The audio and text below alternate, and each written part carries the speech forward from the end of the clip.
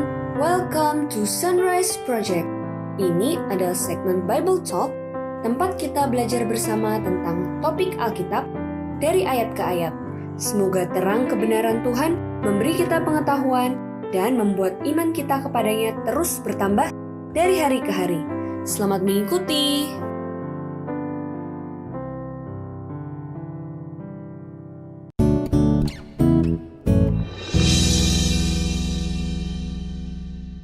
Dia bisa mengalahkan semua serangan itu. Tapi itu bisa menjadi bumerang bagi kita sendiri. Di sesi pertama Bible Talk kali ini, kita akan membahas tentang seorang tokoh Alkitab yang sangat mengagumkan. Dan kali ini aku juga mau share How the Bible Impresses Me, karena satu buku ini menjawab pertanyaan kita dari segi kesehatan, keluarga, pengetahuan umum, dan banyak lagi. Nah, mungkin dulu waktu kecil, aku dari kecil sering dengar cerita Alkitab. Oh, kalau yang bangun Batra itu Nabi Nuh, kalau yang masuk ke Gua Singa itu Daniel, Fir'aun, dan cerita macam-macam. Tapi ya, udah, cuman tahu alur ceritanya gitu doang. Bahkan sampai hafal luar kepala. Tapi aku baru menyadari kalau di setiap bagian dari cerita Alkitab ini, ada makna dan pelajaran berharga yang kalau kita gali lebih dalam itu kayak, wah keren banget. Dan salah satunya akan kita bahas hari ini, yaitu tokoh Daniel. Kenapa Daniel? Daniel ini punya pelajaran yang sangat relevan dengan kehidupan kita sehari-hari. Ngomong-ngomong soal Daniel, kalau kita lihat dari karakternya Daniel gitu ya, Daniel ini kayak boyfriend atau husband goal banget gitu. Soalnya Daniel ini tuh udah ganteng, terus pinter, terus kayak bertanggung jawab, rohani, dan juga dalam pekerjaannya juga kayak pinter banget dan bisa dipercaya gitu kan sama raja, itu kayak keren banget gitu kan. Nah, tapi sayangnya di usianya yang masih muda, dan mungkin Daniel ini tuh punya kayak cita-cita ke depannya gitu kan, pasti banyak cita-cita, tapi itu tuh harus kayak gagal gitu, soalnya Daniel dan teman-temannya ini harus ditawan ke Babel. Nah, dulu aku tuh kayak mikir, kalau ditawan itu berarti kayak jadi budak, terus kayak kerja kasar gitu kan, tapi ternyata Daniel dan teman-temannya ini mereka ditawan, tapi kerjanya itu di istana raja. Nah, jadi mereka itu kayak mendapat privilege gitu. Ya, menarik banget tadi yang Angel bilang bahwa ditawan itu nggak selalu jadi budak gitu, tapi ada orang-orang tertentu yang memang ditawan, dipilih untuk bekerja di istana raja. Nah, termasuk Daniel dan juga teman-temannya yang kita tahu. Jadi menarik banget kalau kita bandingin ya kehidupan Daniel yang dulu di Yerusalem itu pasti dia lebih sederhana lah gitu kan, dibandingkan kehidupan dia di istana raja sekarang. Jadi ini 180 derajat yang kelihatannya tuh secara mata duniawi itu wow banget gitu. Dia tinggalnya mungkin jauh lebih mewah gitu. Kemudian yang pasti makanannya juga pasti makanan mewah kan, karena ikutan makanan raja seperti itu. Tapi kalau kita teliti lagi lebih dalam, kita harus hati-hati nih. Karena kadang yang ditawarkan kita secara mata duniawi itu menggiurkan gitu, jadi kayak privilege yang luar biasa, tapi itu bisa menjadi serangan atau bisa menjadi bumerang bagi kita sendiri. Nah, dari ceritanya Daniel, kita tahu bahwa dia tuh sebenarnya sedang diserang dari 3 sisi gitu. Jadi dari mental, jasmani, dan juga rohani. Jadi seperti tadi yang Angel juga udah sebutin bahwa secara mental dia benar-benar diserang. Dia masih muda, tapi dia harus benar-benar menyerahkan semua cita-citanya untuk bekerja untuk raja. Jadi mungkin dia sebagai orang muda, dia berpikir, wah nanti aku mau kerja ini, kerja itu, dan juga mungkin dia punya cita-cita untuk punya keluarga, dan lain sebagainya. Tapi semuanya itu harus nggak bisa dia dapetin lagi, karena sekarang dia ditawan, gitu. Dan juga kita tahu bahwa dia dikebiri, jadi cita-citanya untuk punya keluarga itu juga harus pupus di tengah jalan. Jadi dia sangat diserang secara mental di situ. Kemudian yang kedua adalah secara jasmani. Kita tahu bahwa di Daniel 1 itu dituliskan kalau Daniel ini dan juga orang-orang lain yang ditawan harus dikasih makanan raja, yang enak-enak, gitu kan.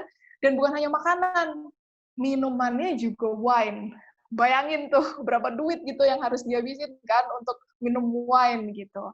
Tapi Daniel tahu walaupun itu enak, walaupun itu lezat dan mahal, makan raja gitu kan, dia tahu bahwa kalau dia makan ini, dia bisa membuat tubuhnya najis, dan dia juga tahu bahwa mengkonsumsi makanan dan minuman seperti itu akan membuat tubuhnya jadi sakit. Nah, jadi secara jasmani pun dia juga diserang seperti itu. Dan juga yang nggak kalah penting itu secara rohani. Jadi orang tuanya memberi nama dia Daniel itu supaya dia mengenal dan terus mengingat akan El atau Elohim, yaitu Tuhannya dia, Tuhan pencipta langit dan bumi. Tetapi nama dia akhirnya diganti jadi Belsasar. Bel itu artinya dewa Bel yang ada di Babel. Jadi namanya dia sekarang artinya dewa Bel yang melindungi Daniel. Jadi apa ya? Mungkin itu kelihatannya sepele seperti itu, tapi sebenarnya itu punya makna yang jauh lebih dalam untuk menyerang kerohanian Daniel. Dan bukan hanya itu, dia harus belajar lagi di Babel supaya dia mengikuti semua tradisi-tradisi yang ada di Babel dan dia benar-benar bekerja untuk raja. Bukan lagi bekerja untuk Tuhan, tapi bekerja untuk raja manusia. Nah, jadi serangan-serangan seperti itu yang kelihatannya menarik gitu ya, wah tinggal di istana, tapi sebenarnya ada serangan-serangan di balik itu. Iya juga ya, Ce. Tapi menurut aku lebih hebatnya lagi, meski diserang dari berbagai sisi, dia bisa mengalahkan semua serangan itu gitu loh, Ce. Bayangin diserang dari sisi mental, jasmani, rohani, dia terbukti mengalahkan semua itu dari segi mental. Terbukti Daniel ini tetap berintegritas, berpegang teguh, nggak terpengaruh sama serangan-serangan mental yang dia alami. Dari segi jasmani, kayak yang Cepriska bilang tadi, meski ditawarin yang enak-enak, tapi dia dengan tegas menolak apapun yang berpotensi membuat tubuhnya itu jadi kurang sehat. Dia lebih milih untuk kesehatan yang jangka panjang daripada kesenangan sementara ya, Ce. Terus yang lebih penting sih dari segi rohani. Yang kita tahu, Daniel ini berdoa 3 kali sehari. Bahkan waktu dilarang pun oleh raja, dibilang cuma boleh menyembah raja, Daniel ini ditangkap. Kenapa? Karena dia tetap menjalankan rutinitasnya berdoa sama Tuhan. Hebatnya itu sih, jadi kayak kita perlu belajar ya sama Daniel. Nah, tapi kita jangan stop di sini, karena kalau cuma sampai sini, cuma jadi pengetahuan doang. Yang terpenting lagi adalah gimana kita mengaplikasikan apa yang dilakukan Daniel ini ke kehidupan kita. Karena mau nggak mau, sadar nggak sadar, sebenarnya 3 sisi serangan Daniel ini mungkin ada 1 atau lebih dari sisi-sisi serangan ini yang kita juga alamin gitu. Iya, benar banget. Nah, kita bahas nih dari yang pertama, yaitu jasmani atau dari fisik gitu ya. Yang mau ditekankan di sini, yaitu bagaimana kita memilih seperti Daniel ini memilih. Jadi kan kalau Daniel tadi dia memilih makanan yang tidak menajiskan dirinya, jadi makanan-makanan yang sehat, alami, yang tidak menajiskan, dan juga yang tidak akan merusak tubuhnya. Nah, jadi sebagaimana yang Daniel dan teman-temannya lakukan, itu juga yang kita lakukan gitu ya. Jadi mari kita lebih banyak kembali kepada makanan-makanan yang alami, yang diolah juga dengan cara yang sederhana, cara yang sehat juga, supaya nutrisi, kandungan gizi dalam makanan tersebut itu kayak tetap utuh gitu dan akan bermanfaat baik untuk tubuh kita. Tapi kalau kita bahas ini mungkin bakal panjang banget, jadi nanti ada segmennya sendiri, yaitu segmen Youth Talk. Nah, nanti di situ kita tuh bakal bahas lebih detail lagi, lebih dalam lagi, tentang memilih makanan yang sehat dan juga pola-pola hidup sehat. Nah, tadi kan soal makanan. Nah, selain makanan ada juga yang lain, poin-poin yang lain juga yang tidak kalah penting untuk pola hidup sehat gitu kan. Nah, untuk menyingkatnya biar kita gampang ingat, itu ada singkatannya New Start. Jadi yang pertama itu ada nutrition atau makanan, jadi makanan yang sudah pasti yang alami, yang sehat, gizi seimbang juga. Lalu ada exercise, olahraga, dan aktivitas fisik yang teratur. Lalu ada water atau minum air yang cukup. Lalu ada sunshine, sinar matahari yang cukup. Temperance, pengendalian diri. Jadi misalnya kayak olahraga. Olahraga itu memang baik untuk tubuh kita, tapi jika kita melakukannya terlalu over, itu juga menjadi tidak baik ya untuk tubuh kita. Nah, lalu ada air atau udara segar, dan ada rest, istirahat, dan yang terakhir yang tidak kalah penting daripada yang lainnya yaitu trust in God, yaitu percaya kepada Tuhan. Nah, ini kalau kita bahas satu-satu, mungkin panjang banget, nanti kapan-kapan kita bahas sendiri, tapi, pada intinya itu segala sesuatu yang kita lakukan dalam kehidupan kita itu harus balance gitu. Jadi kayak makan cukup, minum cukup, istirahat cukup, olahraga cukup, dan yang lainnya. Nah, kalau yang C. Angel tadi dari segi jasmani, ini aplikasi dari segi mental. Mungkin sebagai anak muda, ada banyak serangan-serangan mental yang kita hadapin. Bisa jadi kita lagi di masa menunggu dan mencari, entah itu kuliah, pekerjaan, atau juga menghadapi masalah kayak keuangan, atau masalah keluarga, mungkin broken home, abuse, terus kayak misalnya kurang perhatian dari orang tua, dan banyak lagi. Nah, kita akan belajar gimana cara Daniel menghadapi serangan mental itu. Belajar dari Daniel, Daniel ini punya hubungan ke atas dan ke sesama. Yang ke atas itu dia selalu menjaga hubungannya dengan Tuhan melalui doa dan belajar firman Tuhan secara rutin. Nah, si Daniel ini doa 3 kali sehari. Doanya ini bukan doa makan, doa bangun tidur, doa mau tidur, tapi benar-benar kayak doa mencurahkan semua yang dia alamin, apa perasaannya hari ini, apa ketakutannya ke Tuhan, kayak curhat sama sahabat. Dan dari situlah Daniel dapat kekuatan buat menghadapi hari-hari ke depan dengan segala kesibukannya. Dan yang kedua ini, Daniel punya hubungan dengan sesama yang baik, yaitu komunitas. Makanya penting buat kita punya komunitas yang saling menguatkan, yang membawa kita lebih dekat sama Tuhan. Dan juga secara rohani, ini harus kita aplikasikan juga dalam kehidupan kita. Nah, misalnya zaman dulu nih, dalam Alkitab itu penyerangan rohaninya itu yang secara fisik. Jadi misalnya Daniel dimasukin ke goa singa, atau misalnya teman-temannya dimasukin ke dapur api, yang Paulus di penjara, yang Yohanes dibuang di Pulau Patmos, dan lain sebagainya. Tapi zaman sekarang itu agak berubah. Serangan rohani kita adalah menjauhkan kita dari doa dan baca firman Tuhan. Nah, jadi mungkin kita bisa refleksikan ke dalam kehidupan kita pribadi, seberapa banyak waktu yang kita habiskan untuk di sosial media dan gadget, dan berapa banyak waktu yang kita habiskan untuk hal-hal rohani, untuk pertemuan rohani, untuk Bible study, dan lain sebagainya. Jadi kita bayangin aja, dari media sosial ya, dari film juga, dari apapun lah yang ada ditawarkan di dunia entertainment, itu semuanya ada gambar-gambar, ya kan? Gambar bergerak, terus kemudian warna-warni, terus kemudian juga musiknya juga oke, animasinya semua oke. Terus akhirnya sekarang kita harus disuguhkan dengan Alkitab yang cuma tulisan, dan itu hitam putih, gitu kan? Jadi secara nggak sadar, kita itu ditarik lebih jauh daripada kesukaan kita ke dalam hal-hal yang berbau rohani. Nah, jadi kita mungkin bisa refleksikan dalam kehidupan kita, untuk kita lebih berhati-hati dalam hal itu. Kita nggak bilang ya, misalnya sosial media itu suatu hal yang buruk dan kita nggak boleh pakai itu sama sekali. Nggak, kita nggak bilang gitu. Ada satu sisi yang kalau kita gunakan dengan sangat baik, sosial media itu bisa menjadi hal yang sangat baik. Tetapi kita harus selalu ingat bahwa jangan sampai kita menghabiskan banyak waktu kita itu untuk di hal-hal seperti itu, tapi malah kita lupa mendekatkan diri kita sama Tuhan. Nah, jadi itu kita harus hati-hati di situ. Bener banget, Ceh.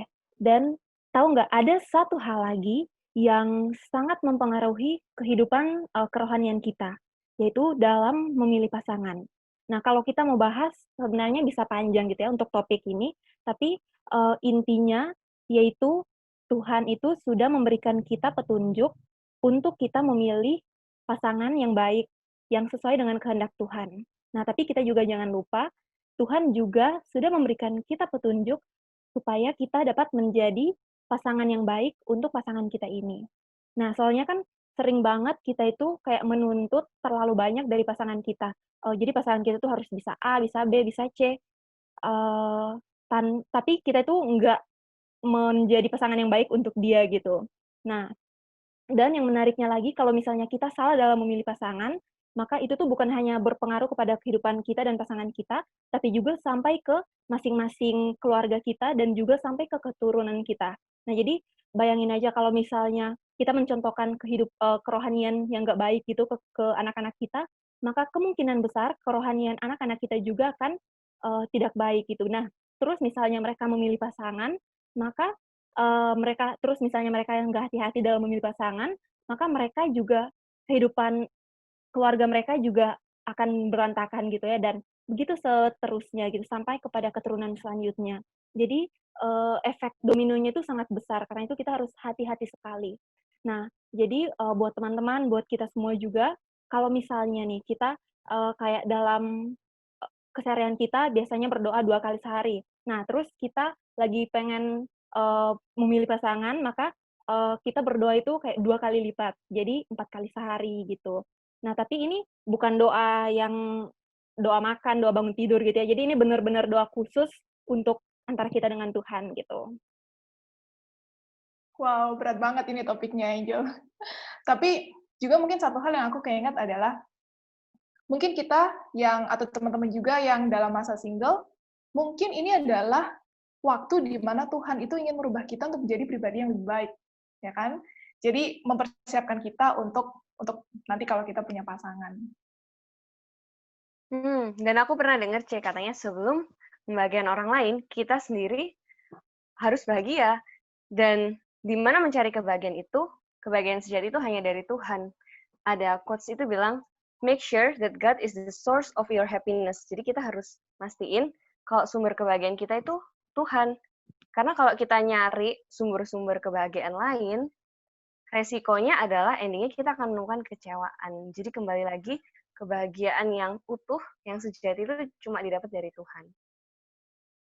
Benar banget. Dan itu bukan hanya soal pasangan ya, tapi maksudnya dalam kehidupan kita keseharian, kita benar-benar harus menemukan kebahagiaan sejati, yaitu di dalam Tuhan kita. Dan aku ingin share satu ilustrasi yang bagus banget. Aku udah dengar ini mungkin beberapa tahun yang lalu, tapi aku masih ingat banget sampai sekarang. Jadi ada seorang ayah sama anak, mereka tuh lagi jalan-jalan gitu. Ceritanya mereka lagi ada di sebuah bazar. Nah, bazar ini tuh menjual barang-barang antik gitu. Nah, ayahnya ini suka banget sama karpet gitu. Terus akhirnya mereka jalan-jalan, tiap ketemu satu toko, satu stand gitu yang menjual berbagai macam karpet. Tapi ada satu karpet yang dipasang di depan dan itu sangat menarik perhatiannya dia. Terus kemudian karpet itu karena di pasar gitu ya, jadi bisa saling nawar. Harganya ditulis pertama $25. Tapi akhirnya dia ngobrol sama yang punya, dia tawar. Terus yang punya ini bilang, oke, karena ini spesial untuk Anda, akhirnya dia dapat harga dengan yang sangat murah. Jauh lebih murah daripada harga yang dipasang di situ. Dan akhirnya ayah itu pulang dengan sangat bahagia, terus dia tuh bilang sama anaknya, nah, kamu tahu nggak kenapa ayah itu pingin banget beli karpet ini? Rupanya ayahnya ini karena hobi tentang karpet, jadi dia ngerti banget tentang karpet. Ini adalah limited edition, gitu. Jadi hanya beberapa biji yang ada di dunia ini, gitu. Jadi ayahnya melihat bahwa karpet ini tuh sangat berharga, seperti itu. Jadi dia habis-habisan, dia mati-matian untuk mendapatkan karpet itu. Nah, sama juga dengan halnya kehidupan kita. Kita harus tahu dan kita harus yakin bahwa kita tuh berharga. Karena Tuhan yang adalah Allah, yang adalah pencipta kita, dia itu turun ke dunia untuk menebus kehidupan kita, dan kehidupan kita ini sudah dibeli dengan harga yang sangat mahal. Jadi kita itu sangat-sangat berharga di mata Tuhan. Kita lebih dari $25, kita lebih dari ratusan dolar, harga kita itu tidak terhingga, seperti itu. Jadi kalau kita benar-benar mengerti betapa berharganya kehidupan kita akan lebih berhati-hati juga dalam kehidupan mental kita, jasmani kita, dan juga rohani kita. Kalau misalnya kita punya barang nih yang sangat berharga, pasti kan kita tuh jaga banget gitu. Dan kalau kita tahu dan kita sadar bahwa kehidupan kita juga sangat berharga, pasti dong kita mau menjaga kehidupan kita supaya ini menjadi satu persembahan yang kudus buat Tuhan. Untuk itu, marilah kita lebih giat lagi di dalam doa, menjaga hubungan kita dengan Tuhan, dan belajar firman Tuhan, supaya kita dimampukan seperti Daniel, bertahan dari berbagai sisi serangan dalam kehidupan kita. Dan satu ayat yang semoga menguatkan, itu ada di Mazmur 34 ayat 9, kecaplah dan lihatlah betapa baiknya Tuhan itu, berbahagialah orang yang berlindung padanya. Nah, ayat ini dulu aku cuma sekedar hafal luar kepala. Tapi setelah melewati berbagai hal bersama Tuhan, aku pengalaman pribadi merasakan di satu titik saat aku nggak bisa cerita pergumulanku ke siapapun, benar-benar serahin sama Tuhan dan mencurahkan semuanya, aku menemukan sebuah damai sejahtera dan pengharapan. Dan aku harap teman-teman juga kalau ada pergumulan, sedang menghadapi masalah entah dari mental, rohani, ataupun jasmani, serahin sama Tuhan, curhat ke Tuhan seperti seorang sahabat. Dan untuk mengecap sendiri betapa Tuhan itu sangat baik ke kita. Dan semoga ini menguatkan. Sampai berjumpa di Bible Talk selanjutnya. Tuhan memberkati.